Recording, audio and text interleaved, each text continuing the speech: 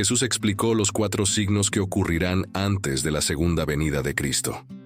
Antes de este evento, estos 4 signos se manifestarán. La Biblia es un libro de historia diferente a cualquier otro que se pueda encontrar en una biblioteca pública.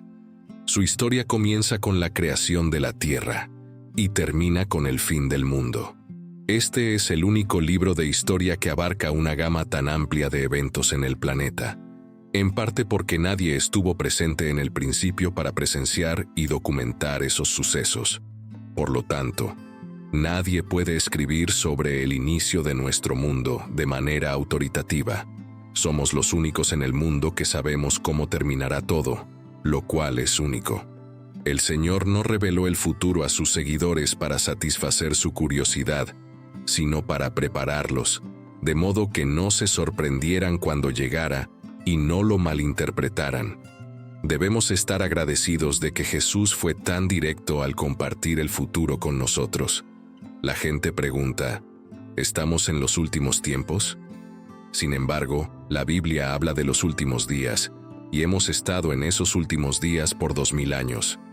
Los últimos días comenzaron en Pentecostés, cuando se cumplió la primera profecía de esos días. Cada generación cristiana debe vivir preparada para el regreso del Señor. La Biblia es un libro lleno de predicciones. En sus páginas se encuentran 335 profecías sobre el futuro. Una predicción puede hallarse en un cuarto de los capítulos de la Biblia. Desde el principio hasta el final, es básicamente un texto profético, aunque algunos libros se enfocan más en esto. De las 735 profecías bíblicas, 596 ya se han cumplido literalmente según las Escrituras. Esto significa que el 81% de todas las profecías bíblicas ya se ha hecho realidad, y algunas de ellas fueron predichas siglos antes de su cumplimiento. No se necesita mucha confianza para creer que el 19% restante también se cumplirá. Es un porcentaje muy alto. La Biblia ha demostrado ser 100% precisa en cada profecía que ha podido cumplirse hasta ahora. La mayoría de las que aún no se han realizado están relacionadas con el regreso de Jesús y los eventos que seguirán a ese acontecimiento. ¿Cuántas de estas profecías quedan por cumplirse antes del retorno de Jesús? La respuesta es unas 20. Y estamos atentos para verlas suceder antes de esperar la venida del Señor. Jesús nos dijo que vigilemos y oremos. ¿Qué debemos vigilar? No podemos quedarnos quietos mirando las nubes esperando que aparezca. Eso no es lo que quiso decir. Lo que quiso decir fue que observemos lo que sucede en el mundo y veamos los signos que nos dio para prepararnos. Las señales son los indicadores. Entonces, veamos Mateo capítulo 24, donde los discípulos le preguntaron cuáles serían las señales o indicios de su regreso. ¿Qué haríamos si no sabemos cuándo va a ocurrir? A su pregunta, Jesús les dio una respuesta directa y clara. Podemos agradecer a Dios que respondió de manera tan sencilla. En el libro de Apocalipsis, da una respuesta mucho más detallada y completa, pero aquí ofrece un resumen de los signos. Los discípulos se acercaron a Jesús en privado mientras él estaba sentado en el Monte de los Olivos, como se relata en Mateo 24, 3-36. Más tarde, cuando Jesús se sentó en el Monte de los Olivos, sus discípulos se le acercaron en secreto y le dijeron: «Dinos, ¿cuándo sucederán todas estas cosas? ¿Qué señal indicará tu regreso y el fin del mundo?» Jesús les respondió: «No dejen que nadie los engañe, porque muchos vendrán en mi nombre diciendo: Yo soy el Mesías, y engañarán a muchos. Oirán de guerras y rumores de guerras, pero no se alarmen. Es necesario que todo esto ocurra, pero el fin no llegará de inmediato. Nación se levantará contra nación y reino contra reino. Habrá hambres y terremotos en muchas partes del mundo, pero todo esto es solo el comienzo de los dolores de parto. Lo peor aún está por venir. Luego serán arrestados, perseguidos y asesinados. Serán odiados en todo el mundo por ser mis seguidores. Muchos se apartarán de mí, se traicionarán y se odiarán entre sí. Aparecerán muchos falsos profetas y engañarán a mucha gente. El pecado abundará por todas partes, y el amor de muchos se enfriará. Pero el que se mantenga firme hasta el fin será salvo. Y esta buena noticia acerca del reino será proclamada por todo el mundo, de modo que todas las naciones la oigan. Y entonces llegará el fin. Llegará el día en que verán lo que el profeta Daniel mencionó, el objeto sacrílego que causa desolación, de pie en el lugar santo. Lector, presta atención. Entonces, los que estén en Judea deben huir a las montañas. La persona que esté en la azotea no debe bajar a la casa para recoger nada, y quien esté en el campo no debe regresar ni siquiera para buscar un abrigo. Qué terribles serán esos días para las mujeres embarazadas y para las madres que estén amamantando. Oren para que su huida no sea en invierno ni en sábado, porque habrá una angustia mayor que en cualquier otro momento desde que el mundo comenzó, y nunca volverá a ser tan grande. De hecho, si esos días de calamidad no fueran acortados, nadie sobreviviría. Pero, por el bien de los elegidos de Dios, esos días serán acortados. Entonces, si alguien les dice, miren, aquí está el Mesías, o ahí está, no lo crean, porque surgirán falsos mesías y falsos profetas que realizarán grandes señales y maravillas para engañar, si fuera posible, incluso a los elegidos de Dios. Miren, les he advertido sobre esto con anticipación, así que si alguien les dice, el Mesías está en el desierto, no vayan a buscarlo, o está escondido aquí, no lo crean, porque como el relámpago que brilla desde el este y resplandece hasta el oeste, así será la venida del Hijo del Hombre. Así como la reunión de buitres indica que hay un cadáver cerca, estos signos indican que el fin está cerca. Inmediatamente después de la angustia de esos días, el sol se oscurecerá, la luna no dará su luz, las estrellas caerán del cielo y los poderes celestiales serán sacudidos. Y entonces, por fin, aparecerá en el cielo la señal de que el Hijo del Hombre está viniendo. Habrá un profundo lamento entre todos los pueblos de la tierra, y verán al Hijo del Hombre viniendo sobre las nubes del cielo, con poder y gran gloria. Él enviará a sus ángeles con el poderoso sonido de una trompeta, y ellos reunirán a sus elegidos de todas partes del mundo, desde los extremos más lejanos de la tierra y del cielo. Ahora aprendan la lección de la higuera. Cuando sus ramas brotan y sus hojas comienzan a salir, saben que el verano está cerca. De la misma manera, cuando vean todas estas cosas, sabrán que su regreso está muy cerca, justo a las puertas. Les aseguro que esta generación no pasará hasta que todas estas cosas sucedan. El cielo y la tierra desaparecerán, pero mis palabras jamás desaparecerán. Sin embargo, nadie sabe el día ni la hora en que ocurrirán estas cosas, ni siquiera los ángeles en el cielo, ni el Hijo, solo el Padre lo sabe. En este pasaje se nos dieron 4 señales claras de su venida. Una de ellas ya está presente, mientras que las otras 3 aún no. Por eso digo que estamos al inicio de los últimos tiempos. Entonces, ¿cuáles son exactamente estas 4 señales que Jesús nos dio? La primera es claramente los desastres en el mundo, y menciona, por ejemplo, guerras, hambres y terremotos. Estos ciertamente están ocurriendo, pero han sucedido durante más de 2000 años. Sin embargo, se están volviendo más intensos, por lo que ciertamente estamos en la primera señal. Ya había guerras, rumores de guerras, terremotos y hambrunas. Jesús dice, no se dejen engañar. Repite Jesús una y otra vez.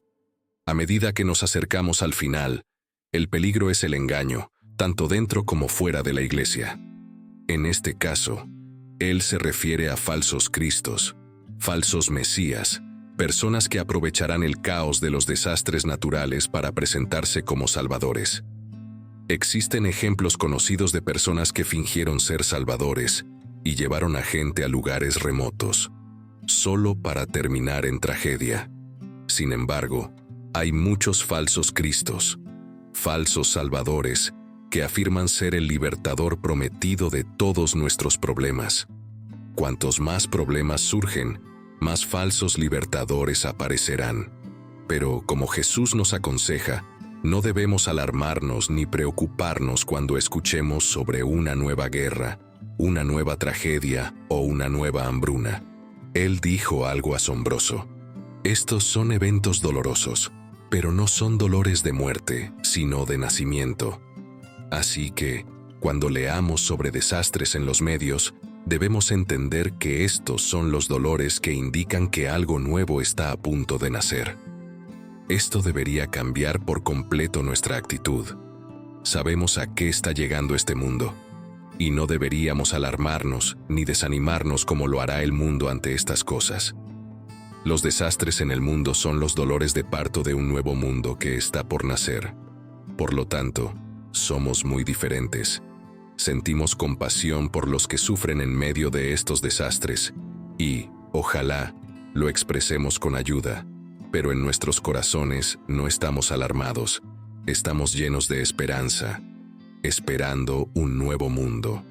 El nacimiento de un nuevo mundo está cerca, y por eso no nos desanimamos ni nos deprimimos por los problemas en el mundo. En resumen, el consejo de Jesús para nosotros sería no entrar en pánico, no inquietarnos, sino incluso regocijarnos y decir: estos son signos de que algo nuevo está sucediendo.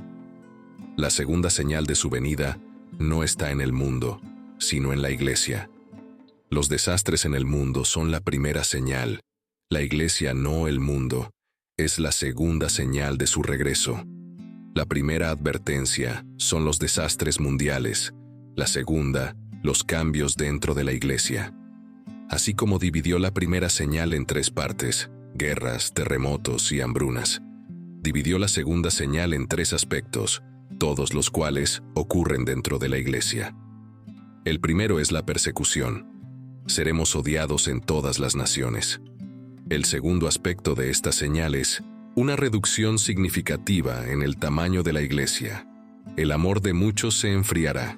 Cuando toda la Iglesia esté bajo presión, muchos cristianos nominales, y quizás algunos verdaderos cristianos, abandonarán su fe bajo el peso de la persecución universal, y su amor se enfriará. Este es un signo muy desalentador. La gran sorpresa en la tercera parte de la señal es que el Evangelio será predicado a todos los grupos raciales. El tercer aspecto de la señal es que el Evangelio será proclamado. Una iglesia más pequeña y purificada tendrá un mayor impacto en el mundo. Y eso es exactamente lo que Jesús está insinuando. Los falsos profetas pueden ser una fuente de engaño en todo esto. Debemos estar conscientes de las enseñanzas de los falsos profetas cuando no enseñan paz donde no la hay, pero en lugar de ser una fuente de desafío, su mensaje es de comodidad. Todo está bien, no pasará nada, dirán. Todo está bien, todo es fantástico. La iglesia está en buenas manos. Ese es un falso pronóstico. Ellos podrían ser responsables de que un gran número de personas abandone la iglesia en ese momento. El consejo de Jesús es seguir adelante, no ceder ante estos falsos profetas. Quien persevere hasta el fin será salvo. Cuando esa señal se cumpla, cuando todos los aspectos de la iglesia sean despreciados por el mundo, ese es el consejo de Jesús a todos los cristianos. ¿Por qué debe ser así? La respuesta es que el trigo y la cizaña crecen juntos, y cuanto más cerca están de su plena madurez, más tensión habrá entre ellos. Por lo tanto, es natural que los cristianos estén bajo mucha presión al final. Los cristianos son marginados sociales, por lo que habrá odio. Este mundo no nos pertenece. Nuestra ciudadanía está en los reinos celestiales. Somos únicos, y es precisamente por nuestra singularidad que puede surgir el odio. Como Jesús era tan diferente de todos los demás, atrajo odio hacia sí mismo. En Juan 15:19 dice: «Si fueran del mundo, el mundo los amaría como a los suyos, pero no son del mundo, sino que yo los he elegido fuera del mundo, por eso el mundo los odia». No es agradable ser despreciado, La tercera señal nos lleva a la angustia de Jerusalén, la tercera señal del fin de los tiempos. Geográficamente, será muy limitada. En este pasaje, Jesús cita las profecías de Daniel, y allí hay una en las profecías de Daniel. Hay un personaje al que se refiere como la abominación desoladora. Daniel lo menciona 3 veces. ¿Qué significa todo esto? ¿Por qué es tan importante? Se trata de un ser humano, un hombre que se establecerá en la misma ciudad de Dios, se llamará a sí mismo Dios y se negará a aceptar cualquier otra voluntad por encima de la suya. Un tirano cuya llegada tendrá repercusiones globales, pero cuyo centro será Jerusalén, la ciudad de Dios, el lugar santo. Luego, Jesús dice que la cuarta señal de su venida sucederá inmediatamente después de eso. Así que sabremos cuándo está cerca su regreso. Estaremos listos cuando esa señal llegue. No habrá peligro de falsos profetas ni de falsos mesías. No habrá engaño, porque será muy rápido. Lo que sucederá es que toda luz natural se apagará, el sol se oscurecerá, las estrellas caerán. Hay muchas predicciones de esto a lo largo de la Biblia. Isaías lo predice. Los cielos serán enrollados como una alfombra. Todas las estrellas se disolverán. Los cielos se enrollarán como un pergamino, y todas sus estrellas caerán como hojas marchitas de la vid, como el follaje de la higuera. La luz natural desaparecerá, dejando solo luz artificial para iluminar la tierra. La gente se preguntará, ¿qué está pasando? Los cristianos dirán, esto es, ha llegado el momento. El sol, las estrellas y la luna dejarán de brillar justo antes de que eso suceda. Dios apaga las luces del cielo para preparar el resplandor de la luz del relámpago que marcará su regreso. Entonces, Él vendrá. Cuando Jesús regrese, nos encontraremos con Él, pero no en un estadio celestial, porque no hay uno lo suficientemente grande para albergar a una multitud tan inmensa. Nos encontraremos con Él en el aire, y eso será suficiente. ¿No es una perspectiva fantástica? Cuando veas que todas estas cosas suceden, sabrás que Él está a las puertas, a punto de entrar. Jesús entonces ofrece una declaración muy sencilla sobre una higuera, y aquí es donde muchos cristianos se han confundido. Él dice, «Aprended de la higuera, tan pronto como sus ramas se ponen tiernas y brotan sus hojas, sabéis que el verano está cerca». Jesús nos está diciendo que cuando observes que todos estos eventos ocurren, sabrás que estamos cerca. Esa analogía de la higuera no es una alegoría, sino una comparación directa con las experiencias cotidianas, tal como Jesús solía enseñar. Ves la higuera brotando y dices, el verano se acerca. Y de la misma manera, cuando observes estas 4 señales, sabrás que el verano está cerca. Lamentablemente, algunas personas han leído esto como una alegoría. Cuando el Hijo del Hombre regrese, será como en los días de 1900 Noé.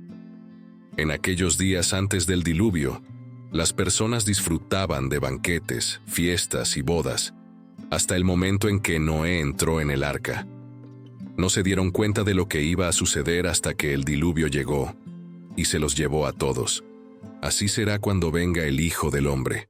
2 hombres estarán trabajando juntos en el campo, uno será llevado y el otro quedará. 2 mujeres estarán moliendo en el molino, una será llevada y la otra quedará. Así que también ustedes deben estar en alerta, porque no saben en qué día vendrá su Señor. Entiendan esto. Si el dueño de una casa supiera exactamente cuándo viene un ladrón, estaría alerta y no permitiría que entraran en su casa. Ustedes también deben estar listos en todo momento, porque el Hijo del Hombre vendrá cuando menos lo esperen. Un siervo fiel y prudente es aquel a quien el maestro puede confiar la responsabilidad de gestionar a los otros siervos de la casa y alimentarlos. Si el maestro regresa y encuentra que el siervo ha hecho un buen trabajo, habrá una recompensa. Les aseguro que el maestro lo pondrá a cargo de todo lo que posee. Pero, ¿qué sucede si el siervo es malo y piensa, mi maestro no volverá pronto. Y empieza a golpear a los otros siervos, a hacer fiestas y a emborracharse. El maestro regresará sin aviso y de manera inesperada, y cortará al siervo en pedazos y lo desterrará a un lugar con los hipócritas, donde habrá llanto y crujir de dientes. En el resto de este sermón, Jesús continúa con 3 parábolas. La primera es la de las vírgenes sabias cuyas lámparas aún ardían cuando llegó el novio. La segunda es la de las vírgenes insensatas cuyas lámparas se habían apagado. En la parábola de las vírgenes sabias e insensatas, las insensatas fueron a buscar aceite y perdieron la llegada del novio, quedando así incapaces de asistir a la celebración, boda. Luego pasó a la parábola de los talentos, en la que algunas personas recibieron 10 talentos, otras 5, y alguien no recibió nada. El maestro se fue y regresó preguntando, ¿qué han hecho con los talentos que les dejé? El hombre con 10 talentos respondió, he ganado otros 10. El hombre con 5 dijo, he ganado otros 5. Pero el que no recibió nada dijo, lo enterré porque sé que eres un hombre exigente que cosecha donde no ha sembrado y espera pago de mí. Qué cosa tan horrible decir eso. Observamos lo que Jesús dijo y lo que el maestro le respondió después de eso. El pasaje final no es una parábola, sino una predicción directa que involucra una analogía entre ovejas y cabras. Terminó esa parábola dividiendo a las naciones y explicando por qué lo hizo. Aquellos que estaban a su izquierda eran quienes ignoraron a Cristo y a los cristianos, ya que no ayudaron a los más pequeños de sus hermanos. No lo hicieron a Él, sino a las personas de su derecha. Él dijo, vieron a Cristo en mis hermanos, y en la medida que lo hicieron a uno de estos pequeños, lo hicieron a mí. No está dividiendo a las personas en aquellas que hicieron filantropía y las que no lo hicieron. La clave está en el significado de la palabra hermanos. Cuando Cristo dijo hermanos, siempre se refería a sus propios seguidores. Ve y dile a mis hermanos que he resucitado de entre los muertos. En la enseñanza de Jesús, hermanos, es una palabra clave que significa aquellos que lo siguen. Simplemente está diciendo que lo que han hecho o no han hecho a los cristianos, lo han hecho a Él. Su actitud hacia Cristo se refleja en su actitud hacia los cristianos, y ese es el principio en el que se dividen. Ahora, consideremos todo lo que hemos visto en el pasaje. Primero, hay una advertencia de que nadie conoce la fecha de su regreso, ni siquiera Jesús. Los ángeles no lo saben y ningún hombre lo sabe. Debemos tener una ignorancia saludable sobre la fecha de su regreso. A medida que nos acerquemos a ese tiempo y observemos los signos, lo sabremos. Como dice Marcos 13:32, nadie sabe el día ni la hora, ni siquiera los ángeles en el cielo, ni el Hijo, sino solo el Padre. Notaron que esa palabra apareció en las 3 parábolas. La parábola del propietario, la parábola de las vírgenes y la parábola de los talentos. El propietario estuvo ausente mucho tiempo. El novio tardó en llegar, y la persona que dio los talentos se fue por un largo tiempo. Él está buscando tu fidelidad mientras estuvo ausente. Eso es lo que quiere. Dirá, bien hecho, buen y fiel siervo, entra en el gozo de tu Señor. Habrá una separación en su venida entre los fieles que han continuado haciendo lo que Él les dejó por hacer.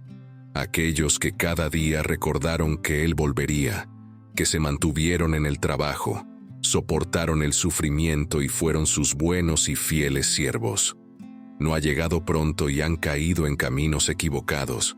Su lámpara se ha apagado y ya no brillan para Jesús, y han enterrado sus talentos. En la iglesia del tiempo del fin, en el libro de Proverbios, se nos advierte que donde no hay visión, el pueblo se descontrola. Proverbios 29:18. Hay 2 objetivos principales para la iglesia en el tiempo del fin. Dios tiene en mente la restauración de la iglesia. Veamos primero el propósito de Dios de restaurar la unidad en la iglesia, o llevar a la iglesia hacia la unidad. La iglesia tiene una tarea que completar antes de que Jesús pueda regresar.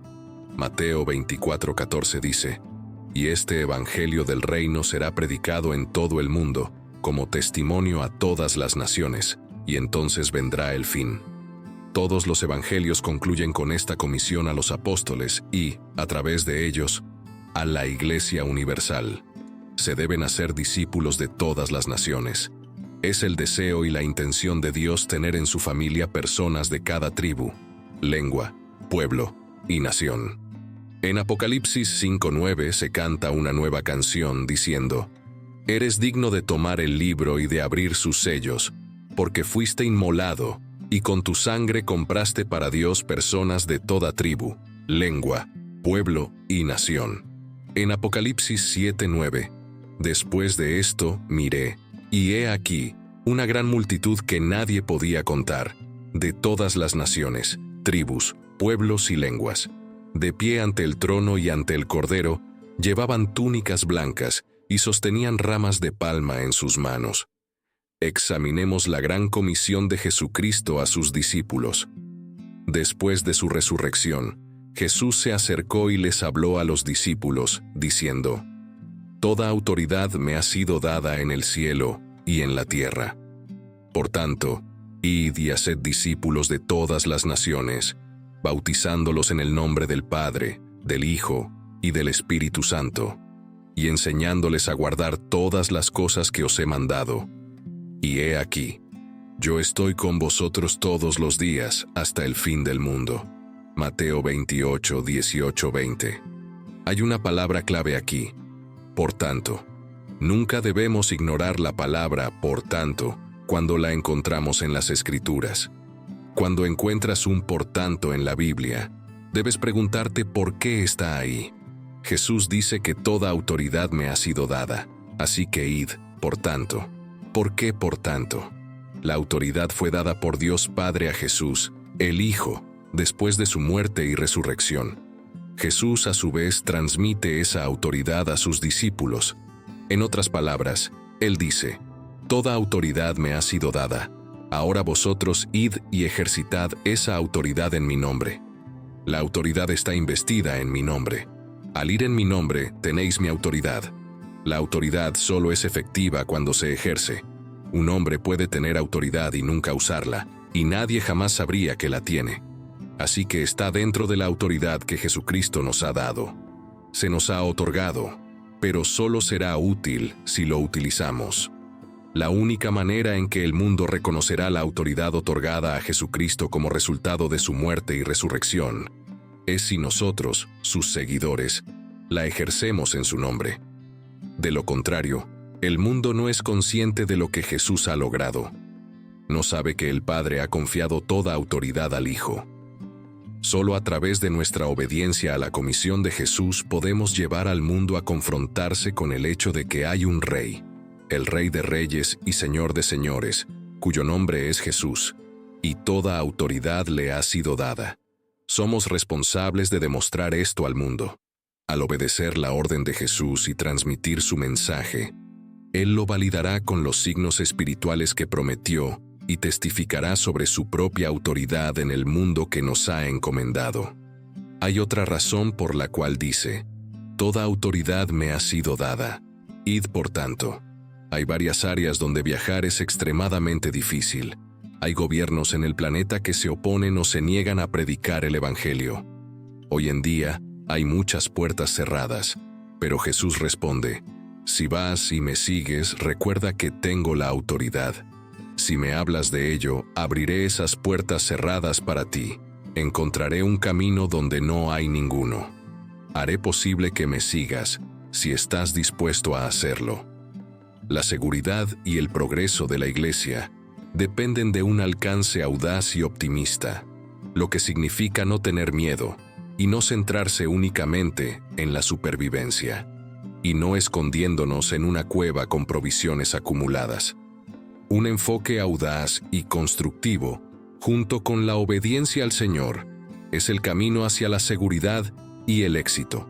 Cuando vemos la cosecha desde la perspectiva de Dios, entendemos que la iniciativa en los asuntos mundiales reside en la Iglesia. Rara vez el pueblo de Dios parece darse cuenta de que la iniciativa no se trata de políticos, científicos o comandantes militares, sino del pueblo de Dios, la Iglesia. Dios nunca permitirá que la iniciativa pase a otras manos, mientras la Iglesia esté aquí como representante de su Hijo, Jesucristo. La segunda tarea es la unidad en la Iglesia. Debemos mantener una relación adecuada con los ministerios y las autoridades que Jesús establece en su Iglesia. Esto nos pondrá en la relación correcta con nuestros compañeros creyentes. Entonces hablaremos la verdad en amor, y al hacerlo bajo disciplina y autoridad, dejaremos de ser espiritualmente inmaduros. Estamos creciendo en Cristo, quien siempre es el objetivo final. Nos convertimos en miembros de este cuerpo completo, que está unido y sostenido por lo que cada articulación aporta, donde cada parte individual realiza su trabajo adecuadamente. Como resultado, el cuerpo crece naturalmente a partir de sus propios recursos internos, logra edificarse a sí mismo en amor. Esto es lo que Jesús dijo sobre aquellos que serán rechazados cuando se presenten ante el Rey de Reyes. Pero él respondió y dijo: «En verdad os digo que no os conozco». Mateo 25:12. Puedes imaginar trabajar para una empresa durante años, hablando en nombre del propietario e incluso representándolos en diferentes lugares, solo para regresar a la oficina y escucharles preguntar: ¿quién eres tú? Esa sensación de rechazo vendría acompañada de miedo, asombro e incredulidad. Desafortunadamente, esto ocurrirá cuando muchas personas se enfrenten a su Creador. Pablo entendió lo terrible que sería escuchar de su Señor y amigo: «Nunca te conocí». Por eso, escribió a la gente sobre la necesidad de enfocarse en lo que realmente importa y de tener disciplina espiritual. ¿No saben que en una carrera todos los corredores corren, pero solo uno recibe el premio? Corran de tal manera que obtengan el premio. Todos los que compiten en los juegos se someten a un estricto entrenamiento. Lo hacen para obtener una corona que no durará, pero nosotros lo hacemos para recibir una corona que durará para siempre. Por lo tanto, no corro como quien corre sin rumbo. No peleo como un boxeador que golpea al aire. No, golpeo mi cuerpo y lo someto a esclavitud, para que después de haber predicado a otros, yo mismo no sea descalificado para el premio. Primera carta a los Corintios 9:24-27. Nada más debería importar a cada creyente que el placer y la aceptación de nuestro Rey, no el aplauso de los hombres, títulos, fama, placeres temporales y definitivamente no la ganancia material. La verdad es que la vida no debería vivirse según nuestros propios términos o estándares, sino en fidelidad a las instrucciones de Dios para nosotros, en una verdadera relación con el Salvador y en reverencia por lo que el Padre manda. Eso debería ser nuestra prioridad, no nuestras opiniones personales. Pablo también le habló a Timoteo sobre la corona que le había sido preparada por el Dios justo. Estaba tan seguro de que no sería rechazado al llegar al cielo porque tenía una conciencia pura ante Dios. Además, no vivía como un hipócrita, sino que realmente era un hijo de Dios. Qué alegría será el día del juicio cuando este mundo, tal como lo conocemos, haya terminado o cuando nuestro viaje en la tierra llegue a su fin, y escuchamos de los labios de Jesús estas palabras: «Bien hecho, entra en el descanso de tu Padre». Mateo 25:21-23 dice: Su amo le respondió: «Bien hecho, buen y fiel siervo. Has sido fiel en lo poco, te pondré a cargo de lo mucho. Ven y comparte la felicidad de tu amo». El hombre con 2 bolsas de oro también se acercó y dijo: «Señor, me entregaste 2 bolsas de oro. Mira, he ganado 2 más». Su amo le respondió: «Bien hecho, buen y fiel siervo. Has sido fiel en lo poco, te pondré a cargo de lo mucho. Ven y comparte la felicidad de tu amo».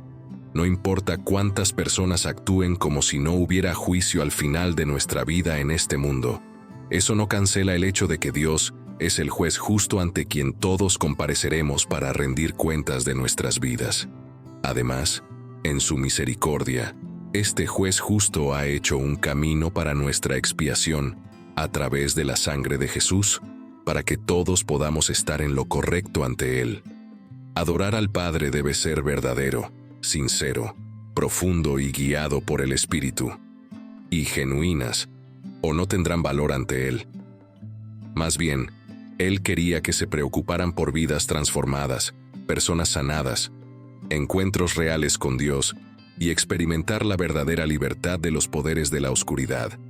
El mensaje más famoso de Jesús, el Sermón del Monte, se centró en los corazones de sus oyentes, dirigiéndose a sus discípulos como audiencia. Todo juicio ha sido confiado a nuestro Señor Jesús. Las llaves están en su mano. Él tiene el poder para establecer nuevos términos de vida y muerte, y para juzgar a los hombres de acuerdo con ellos. Ahora, esta es una declaración solemne en virtud de ese poder. Observa aquí la ley de Cristo establecida en Mateo 7:21. En aquel día muchos dirán: Señor, en tu nombre hemos profetizado. Sí, puede ser cierto. Caifás y Anás fueron llamados a profetizar, y Saúl estuvo entre los profetas contra su voluntad. Sin embargo, eso no los salvó. Es importante notar que un hombre puede ser un predicador, tener talentos para el ministerio y un llamado, e incluso tener éxito en ello, y aún así ser un hombre malvado. Puede ayudar a otros a llegar al cielo y, sin embargo, aún podría quedarse corto él mismo. También dirán: en tu nombre hemos echado fuera demonios. Eso puede ser cierto. Judas echó fuera demonios y, sin embargo, era un hijo de perdición. También dirán: en tu nombre hemos hecho muchas obras maravillosas. Cine, verdadera santificación, no los dones de lenguas o sanidades, es la que es aceptada por Dios. La gracia y el amor son mejores que mover montañas. Primera carta a los Corintios 13:1-2. Si hablo en lenguas de los hombres, la humanidad y de los ángeles, pero si no tengo amor, he llegado a ser un gong ruidoso o un símbolo que choca.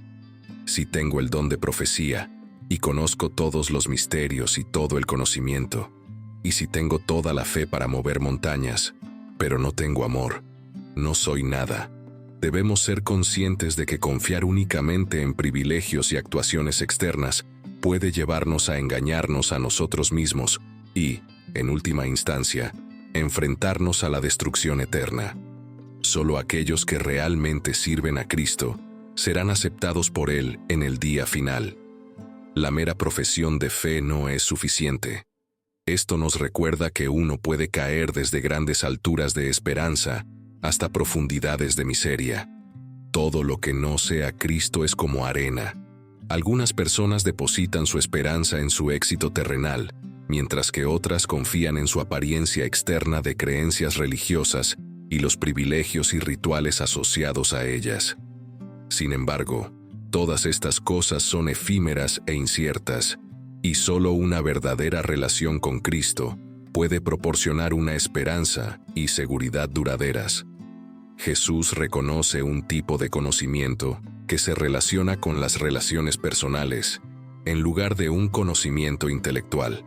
Jesús advierte que un día dirá a un grupo de practicantes religiosos: «Nunca os conocí». Dios no se deleita en enviar a las personas al infierno. Las personas mencionadas por Jesús en este contexto eran conocidas por sus notables obras espirituales de profecía, expulsión de demonios y realización de muchas maravillas. Sin embargo, estas obras por sí solas no tienen valor sin una relación genuina y la conexión con Jesús.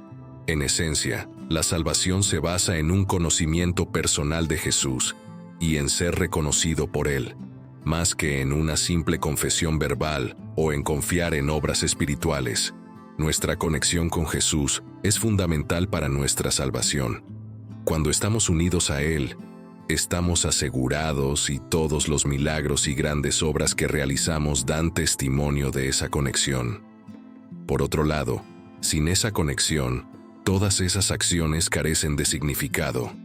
La frase «apártate de mí» es aterradora y espantosa, ya que significa separación de Jesús. La verdadera prueba de la fe de uno en Cristo es su obediencia a la voluntad del Padre.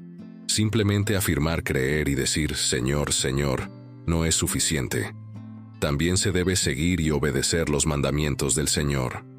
Es posible conocer y usar vocabulario religioso, memorizar versículos bíblicos y himnos, pero aún así fallar en seguir la voluntad de Dios. Aquellos que han nacido de nuevo tienen el Espíritu de Dios viviendo en ellos. Con la ayuda del Espíritu Santo, son capaces de comprender y seguir la voluntad del Padre. El amor de Dios en sus corazones los motiva a obedecer a Dios y servir a los demás. Una vez que la puerta se cierra, permanecerá cerrada para siempre. Aunque algunos pueden aferrarse a la esperanza de que se abra nuevamente, no hay base escritural para tal expectativa. No podemos desestimar este sermón a la ligera, ya que es Dios quien nos lo ha dado. Debemos inclinarnos ante Él y someternos a su autoridad, pues todos seremos juzgados. Así que la pregunta es, ¿cómo servir a Dios de manera aceptable? Primero, ven con una sumisión reverente. La palabra de Dios nos proporciona una visión profunda de cómo oró Jesús. No estuvimos allí para verlo, pero gracias a Dios por la Biblia. Segundo, dedícate genuinamente a Dios. En 2 Crónicas 15:14-15, se dice que hicieron un pacto con el Señor con voz fuerte, con gritos, trompetas y bocinas. Todo Judá se alegró por el pacto, pues habían jurado de todo corazón y lo buscaron con fervor, y Él les permitió hallarlo. Así que el Señor les dio descanso por todos lados. Tercero, debemos ser sacrificiales en nuestra caminata y trabajo con Dios. La mayordomía hacia Dios requiere sacrificio, ya que a veces la obediencia es inconveniente pero necesaria para las bendiciones. Advertencias en la Biblia. La Biblia no trata únicamente sobre el amor. También nos instruye sobre cosas que pueden ser bastante aterradoras si no prestamos atención. Pero recuerda que las partes aterradoras que encontramos en las Sagradas Escrituras no están destinadas a infundir miedo hacia Dios. En realidad, Dios es todo lo contrario de ser cruel o aterrador. Su amor por nosotros es tan inmenso que sacrificó a Cristo, su propio Hijo, para salvarnos a todos. Ese es un sacrificio enorme. Dios creó todo perfectamente al principio, pero el pecado nos separó de Él. Salmo 5, 4-7, declara que Dios detesta el mal y no quiere asociarse con los orgullosos, mentirosos y aquellos que hacen daño a otros. Apocalipsis 3:3 dice, recuerda, por tanto, lo que has recibido. Escuchar, retenerlo y arrepentirse. Pero si no despiertas, vendré como un ladrón y no sabrás a qué hora vendré a ti. Este versículo nos ofrece una advertencia severa para no desviarnos del camino del Señor, sino para aferrarnos a las palabras de Dios sin rendirnos. Además de la repentina aparición de Jesucristo, que dejaría al mundo en total shock y dolor, la recompensa para los incrédulos sería terrible, un castigo eterno sin escape. Dios levantará su mano contra ellos y retirará su presencia de sus vidas. En Apocalipsis 2, 5-7 y 16, Dios dejó clara su intención tanto para los arrepentidos como para los no arrepentidos. Considera cuán lejos has caído. Arrepiéntete y haz las cosas que hacías al principio. Si no te arrepientes, vendré a ti y quitaré tu candelabro de su lugar. El que tenga oídos, oiga lo que el Espíritu dice a las iglesias. Al que venza, le daré el derecho a comer del árbol de la vida, que está en el paraíso de Dios. Por lo tanto, arrepiéntete, de lo contrario, pronto vendré a ti y lucharé contra ellos con la espada de mi boca. El arrepentimiento es el único medio para que cualquier persona entre en el reino de Dios, que es el objetivo principal de todo cristiano. Jesús afirmó expresamente en Juan 3:3 que nadie puede ver el reino de Dios a menos que haya nacido de nuevo. Cada advertencia viene con consecuencias. La falta de arrepentimiento conduce a resultados intolerables para el ser humano. Mateo 13, 41 y 42. así como el capítulo 28, versículo 2. Dicen que el Hijo del Hombre enviará a sus ángeles, y ellos arrancarán de su reino todo lo que causa pecado, y a todos los que hacen el mal. Los arrojarán al horno de fuego ardiente, donde habrá llanto y crujir de dientes. Pero los súbditos del reino serán echados afuera, a la oscuridad, donde habrá llanto y crujir de dientes. La Biblia describe el infierno como un lugar aterrador, con llanto y crujir de dientes, lo que significa la agonía que enfrentarán los malhechores si no se arrepienten. El infierno no fue creado para el hombre, sino para Lucifer, quien podía caminar entre piedras de fuego, como se registra en Ezequiel 28, y fue arrojado al abismo después de su caída del cielo. Apocalipsis 20. 1 dice que el diablo, que los engañó, fue arrojado al lago de azufre ardiente, donde ya habían sido lanzados la bestia y el falso profeta. Allí serán atormentados día y noche por los siglos de los siglos. Debemos aceptar a Jesús en nuestras vidas. En Juan 3:15 a 17, Jesús dijo que todo el que cree puede tener vida eterna en Él, porque Dios amó tanto al mundo que dio a su único Hijo, para que todo el que cree en Él no perezca, sino que tenga vida eterna. Dios no envió a su Hijo al mundo para condenarlo, sino para salvar al mundo por medio de Él. Las Escrituras nos ofrecen estas aterradoras advertencias sobre el juicio, porque Dios no se deleita en la condenación del mundo. Él quiere que cada ser humano tenga vida eterna, y por eso envió a su único Hijo para nuestra redención y expiación de los pecados. Jesús está llamando a todos a arrepentirse para que puedan evitar el castigo venidero, el lago de fuego y las tinieblas exteriores, que serían el resultado de la falta de arrepentimiento. Te está llamando a liberarte de la esclavitud del pecado. Yo soy el camino, la verdad y la vida. Nadie viene al Padre sino a través de mí. Juan 14:6. Recibe el amor de Dios. En Romanos 2, 4 a 5, las Escrituras describen el amor de Dios por su pueblo y su disposición a venir siempre a nuestro rescate. ¿O desprecias las riquezas de su bondad, tolerancia y paciencia, sin darte cuenta de que la bondad de Dios está destinada a conducirte al arrepentimiento? Sin un verdadero arrepentimiento, el propósito de la muerte y resurrección de Cristo no puede manifestarse en la vida de una persona. Cuando las puertas de tu corazón están cerradas a Dios, ¿cómo podría Él demostrar su amor en tu vida? Romanos 5:8 dice, pero Dios demuestra su propio amor por nosotros en esto: mientras aún éramos pecadores, Cristo murió por nosotros. Ahora que hemos sido justificados por su sangre, ¿cuánto más seremos salvados de la ira de Dios a través de Él? El amor de Dios es tan grande e importante que nadie debería perdérselo. Al igual que un padre que realmente se preocupa por su hijo, Dios muestra mucho amor a todos los que lo siguen. Pero no solo a ellos, también se preocupa por las personas que aún no creen en Él, y por todos los que deciden seguirlo más adelante. Jesús dijo en Lucas 5:31 a 32, no son los sanos los que necesitan médico, sino los enfermos. No solo a la fe. Él no ha venido a llamar a los justos, sino a los pecadores al arrepentimiento. También dijo en Lucas 15:10, de la misma manera, les digo que hay alegría en la presencia de los ángeles de Dios por un solo pecador que se arrepiente. El propósito de esta advertencia es un llamado de atención. Es importante que todos entiendan que la existencia del infierno es muy real y que nadie debería experimentar el tormento y el sufrimiento que ofrece. Por lo tanto, es crucial que todos prestemos atención a las advertencias de arrepentirnos y alejarnos del pecado.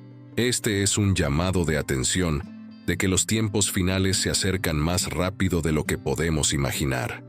Jesús dijo en Marcos 1:15, ha llegado el tiempo, el reino de Dios se ha acercado. Arrepiéntanse y crean en las buenas nuevas. El libro de Juan 3:18 también dice que el que cree en Él no es condenado, pero el que no cree ya está condenado, porque no ha creído en el nombre del Hijo único de Dios. La advertencia contra la rebelión es muy seria y no debe tomarse a la ligera. Primera Samuel 12:15 dice: «Pero si no obedecen al Señor y si se rebelan contra sus mandamientos, la mano del Señor estará contra ustedes, como lo estuvo contra sus antepasados». Jesús también emitió una severa advertencia en Mateo 7:21. «No todo el que me dice, Señor, Señor, entrará en el reino de los cielos, sino solo aquel que hace la voluntad de mi Padre que está en los cielos». Esto simplemente significa que nuestro boleto para el cielo también está vinculado a nuestra obediencia, no solo a la fe, a la voluntad y a la palabra de Dios. La advertencia contra la desobediencia no solo se aplica a individuos, sino también a naciones y países. Dios declaró en Jeremías 12:17: «Pero si alguna nación no escucha, la desarraigaré por completo y la destruiré». Así como las Escrituras revelaron en Isaías 3:8, Jerusalén tambalea, Judá cae. Sus palabras y acciones están en contra del Señor, desafiando su gloriosa presencia. Judá y Jerusalén enfrentaron grandes problemas porque no escucharon a Dios. ¿Qué sucede después de la muerte? Muchas personas tienen incertidumbre sobre lo que ocurre tras la muerte. Algunos piensan que después de morir, todos duermen hasta el juicio final, momento en el que son enviados al cielo o al infierno. Existen diferentes creencias sobre lo que sucede con las personas después de que mueren. Algunos creen que después de la muerte, los individuos son evaluados de inmediato y enviados al cielo o al infierno, mientras que otros piensan que las almas son enviadas a un destino temporal hasta el juicio final, que determina su destino eterno. Entonces, ¿qué dice la Biblia sobre lo que sucede después de la muerte? Primero, la Biblia nos dice que después de la muerte, las almas de los creyentes son llevadas al cielo porque sus pecados han sido perdonados al aceptar a Cristo como Salvador. Para los creyentes, la muerte significa estar ausentes del cuerpo y en casa con el Señor. Por lo tanto, siempre debemos tener buen ánimo y saber que mientras estamos en el cuerpo, estamos ausentes del Señor, pues caminamos por fe y no por vista. Ánimo y prefieren estar ausentes del cuerpo y en casa con el Señor. 2 Corintios 5, 6, 8. Los creyentes tendrán este cuerpo, alma y espíritu reunidos y glorificados por toda la eternidad en los nuevos cielos y la nueva tierra.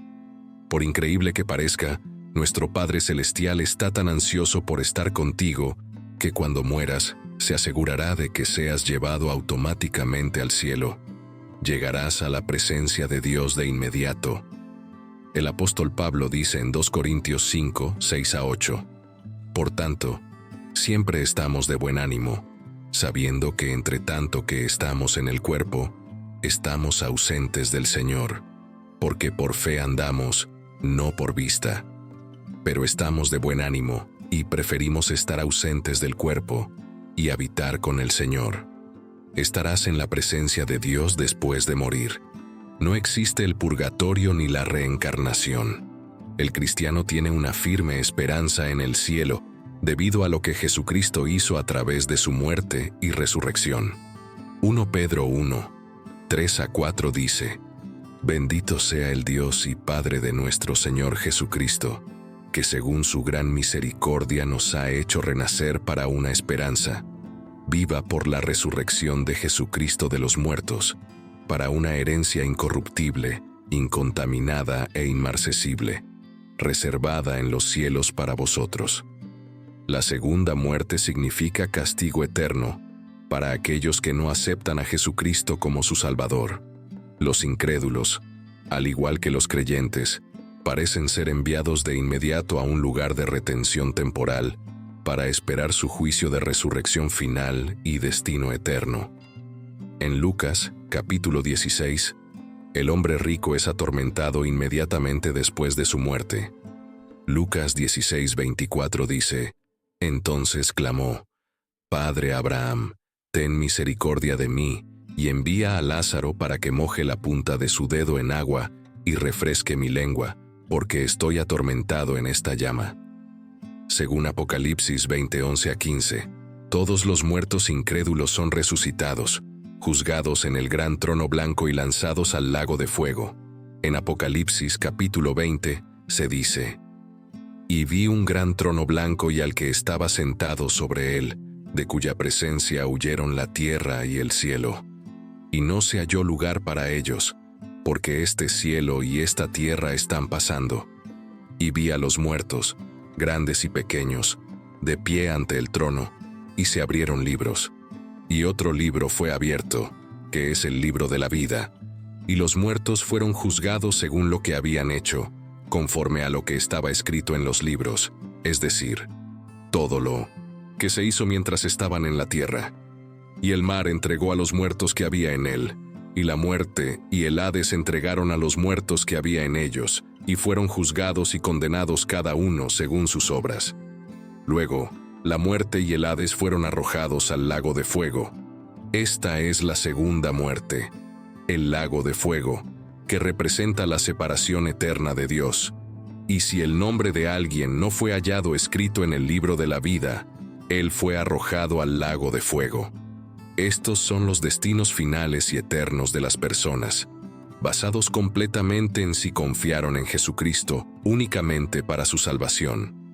Mateo 25:46 dice: «Entonces, estos incrédulos irán a un castigo eterno, pero los justos, por la gracia de Dios, entrarán en vida eterna». ¿Decidimos ir al infierno? El infierno ha estado envuelto en folclore y disfrazado de ficción durante tanto tiempo que muchas personas niegan la realidad de un lugar así. Algunos piensan que es un mito, lo cual es comprensible, ya que nuestras mentes se rebelan contra el miedo y el sufrimiento. Sin embargo, el concepto del infierno no se limita exclusivamente a la fe cristiana.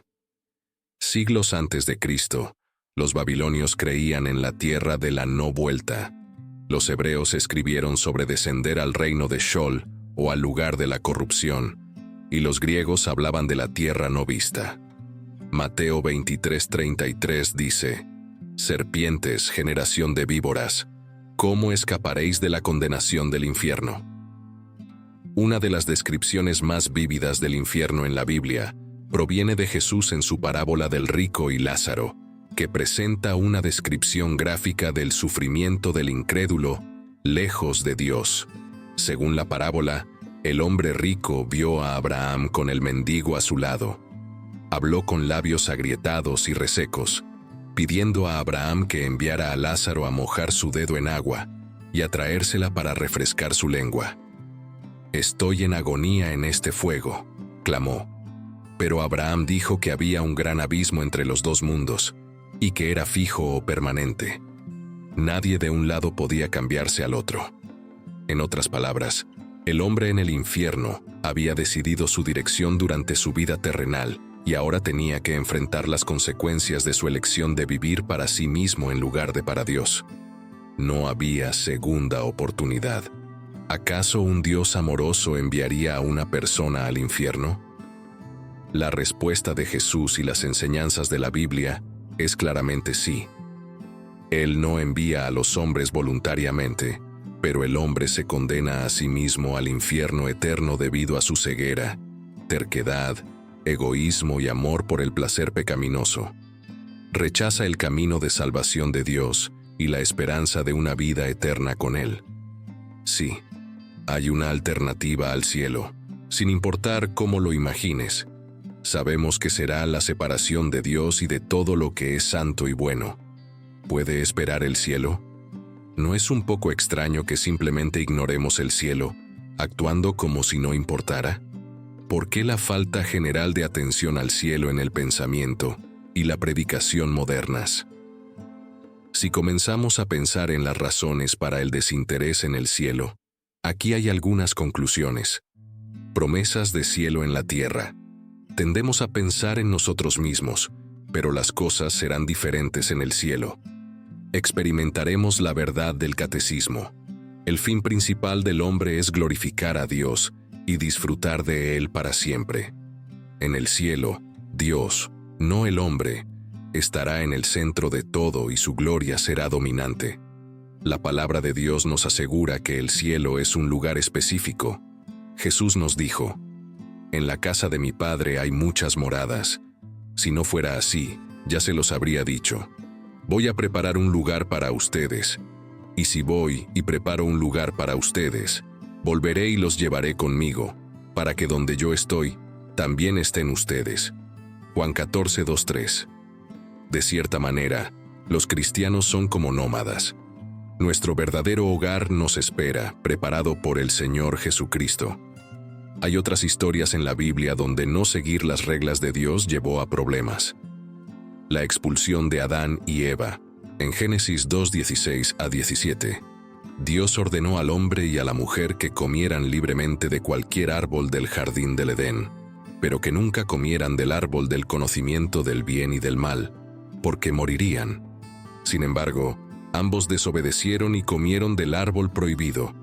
Luego, en Génesis 3, 16 a 19, Dios maldijo a la mujer para que sufriera durante el parto, y al hombre para que trabajara la tierra con dolor y sudor para obtener alimento. Y como resultado de su pecado, también morirían. La remoción de Saúl como rey. Saúl fue el rey elegido por Dios en Israel hasta que rebeló 2 veces contra él y desobedeció su mandato. En el primer libro de Samuel, capítulo 13, verso 14, Dios pronunció un castigo sobre él diciendo: «Ahora bien, tu reino no perdurará. El Señor se ha buscado un hombre conforme a su corazón y lo ha designado como líder de su pueblo, porque no has guardado el mandamiento del Señor». A pesar de esta proclamación, Saúl continuó desafiando el orden de Dios y finalmente fue despojado de su título. 1 Samuel 15, 19 y 26 dice: «¿Por qué no obedeciste? El Señor. ¿Por qué te apoderaste del botín y hiciste lo malo a los ojos del Señor?». Pero Samuel le respondió: «No volveré contigo, porque has rechazado la palabra del Señor, y el Señor te ha rechazado como rey sobre Israel». La desobediencia de Acán. En el libro de Josué 7, la Biblia cuenta la historia de un hombre llamado Acán, quien no siguió la regla de Dios de no tomar cosas de una batalla, rompiendo así su promesa a Dios. Debido a lo que hizo Acán, Dios se enojó mucho con todo Israel, y al final perdieron una batalla contra la ciudad de Ai.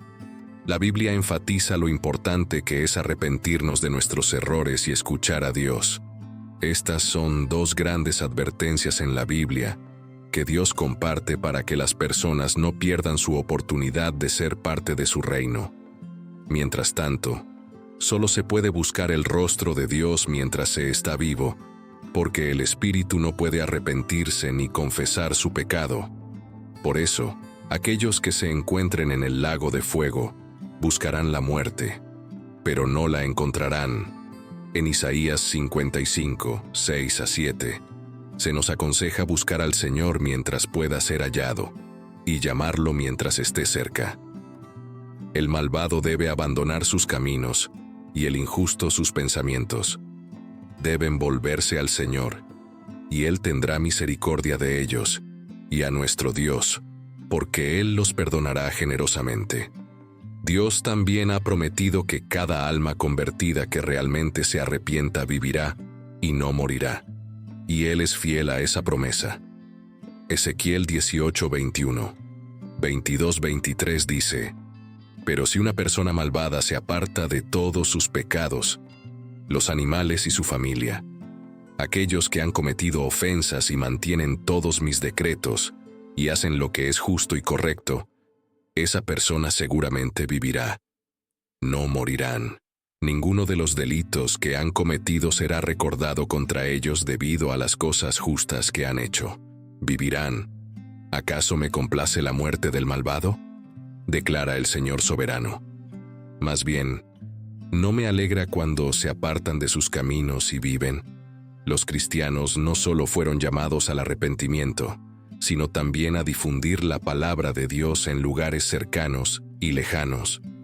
Antes de ser cristianos, debemos ser discípulos, lo que significa ser seguidores de Cristo, así como Pedro, Santiago, Juan y los otros 9 discípulos.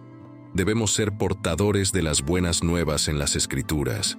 Santiago 5, 19, 20 dice: Hermanos y hermanas, si alguno de ustedes se aparta de la verdad y alguien lo trae de vuelta, recuerden esto: quien aparta a un pecador del error de su camino, lo salvará de la muerte y cubrirá una multitud de pecados. Desde el libro de Génesis, Dios critica seriamente la desobediencia, por lo que los creyentes deben asegurarse de seguir la palabra de Dios tal como se proporciona en las Escrituras. ¿Se complace el Señor en los holocaustos y sacrificios, tanto como en obedecer al Señor? Obedecer es mejor que sacrificar, y prestar atención es mejor que la grasa de carneros. 1 Samuel 15:22.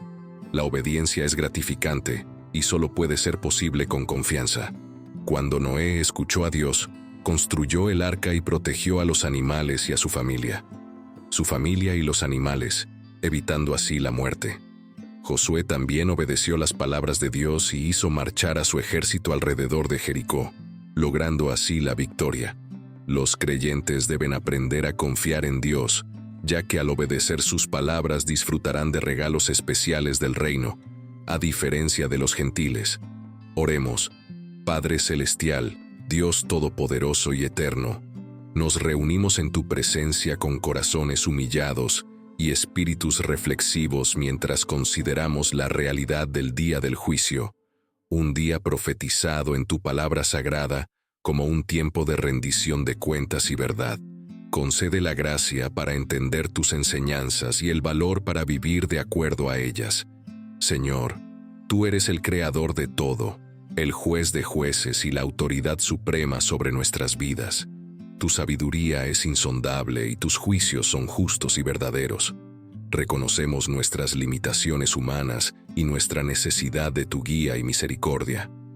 Padre misericordioso, a la luz de tu palabra, reconocemos nuestras faltas y los momentos en que nos hemos desviado de tu camino. Confesamos nuestros pecados, tanto conocidos como desconocidos, y buscamos humildemente tu perdón. Crea en nosotros corazones limpios, oh Dios, y renueva un espíritu firme dentro de nosotros.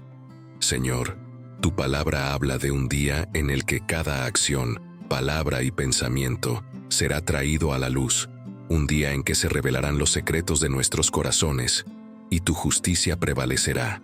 Ayúdanos a entender la gravedad de esta verdad, no como una fuente de temor, sino como un llamado a vivir una vida que te honre.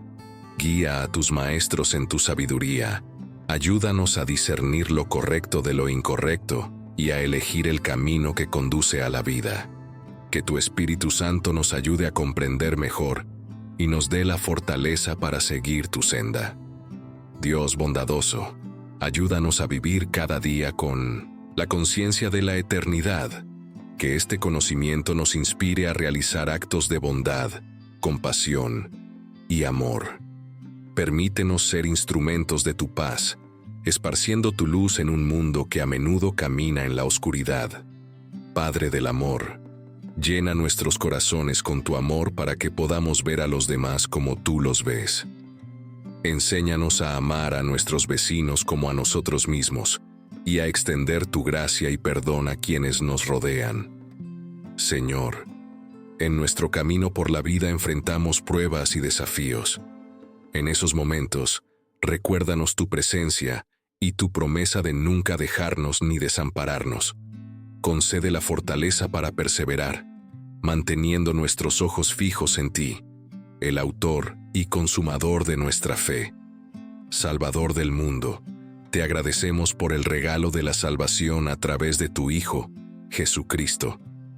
En Él encontramos esperanza y seguridad, sabiendo que quienes creen en Él no perecerán, sino que tendrán vida eterna.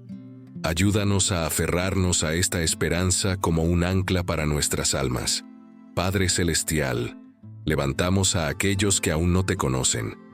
Que tu Espíritu mueva sus corazones, acercándolos a la verdad del Evangelio. Úsanos como tus instrumentos para compartir tu amor y verdad con ellos. Te agradecemos, Señor, por tu misericordia y gracia inagotables. En nuestras debilidades, tú eres fuerte, y en nuestras fallas, tú perdonas. Que nunca subestimemos la profundidad de tu amor y el sacrificio de tu Hijo en nuestro favor. Mientras anticipamos el día del juicio, ayúdanos, oh Dios, a preparar nuestros corazones y mentes, que vivamos cada día de una manera digna de tu llamado, siempre conscientes de la importancia eterna de nuestras decisiones y acciones. Dios Todopoderoso, nos confiamos a tu cuidado. Que nuestras vidas sean un testimonio de tu gloria y que esperemos el día del juicio con un sentido de paz, sabiendo que en ti encontramos nuestro refugio y fortaleza. En el precioso nombre de Jesucristo oramos. Amén. Gracias por acompañarnos en este video. Esperamos que el contenido de hoy te haya inspirado y brindado una nueva perspectiva sobre la importancia de vivir de acuerdo a los principios de Dios. Nos encantaría saber qué aprendiste, así que déjanos tu comentario aquí abajo. No olvides darle like a este video y suscribirte al canal para más contenido que nutra tu fe y te acerque más a la palabra de Dios. Hasta la próxima.